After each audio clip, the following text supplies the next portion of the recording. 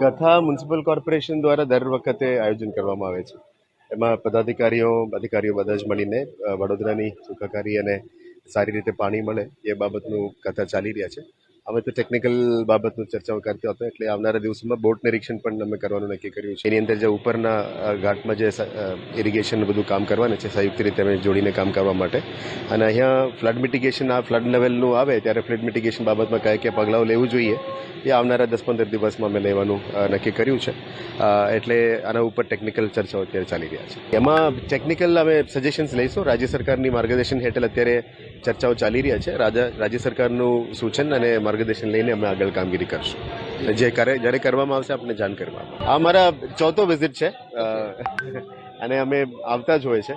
એટલે હવે નવું પોન્ટૂન્સ જે અત્યારે ઓલી બાજુ આપ જોઈ શકો છો, અમે નવું પ્લેટફોર્મ્સ બનાવી રહ્યા છે, જેથી કરીને વધારાનું પમ્પિંગ કરવાનું છે. જ્યારે ફ્લડ લેવલ આવે ત્યારે શું કરવાનું છે એના માટે તૈયારીઓ શરૂ કરી દીધી છે. એટલે આવનારા દિવસોમાં આપણે જોવા મળશે આની અંદર જે કામગીરી ચાલી રહ્યા છે. સાથે ડિસેમ્બર સુધી 150 MLD એક્સ્ટ્રા, જે અત્યારે 680 MLD અમે ડ્રો કરીએ છીએ રો વોટર, આની અંદર વધારાના 150 MLD પાણી અમે લેવાનું નક્કી કર્યું છે. આની કામગીરી ત્યાં ચાલી રહ્યા છે. બાય અરાઉન્ડ ઓક્ટોબરની આજુબાજુ આ કામગીરી પૂરું થશે.